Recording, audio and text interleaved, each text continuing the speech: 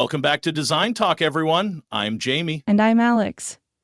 Today, we're diving into a topic that's super popular: minimalist design on a budget. Absolutely. Minimalism can sometimes feel like a luxury, but it doesn't have to be. Right, it's really about making intentional choices.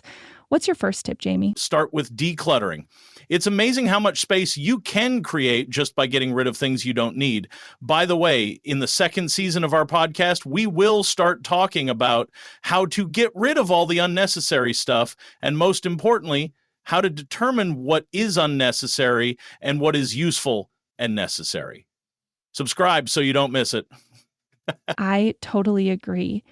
And when you declutter, you can see what you actually love and want to keep. Exactly. And once you have that clear space, you can focus on key pieces that stand out. Speaking of key pieces, let's talk about investing in quality over quantity. Yes, spending a little more on a few high-quality items can elevate your space without breaking the bank. And remember, thrift stores are a goldmine for unique quality finds. Oh, for sure. I found an amazing mid-century chair at a thrift shop last month.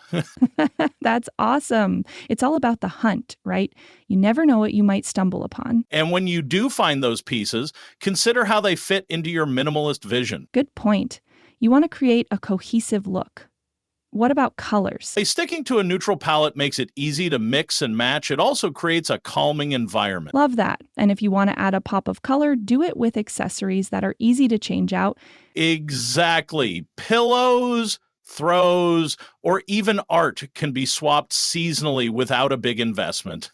And let's not forget about DIY projects. A little creativity can go a long way. Yes. You can repurpose old furniture or even create your own art for a personal touch.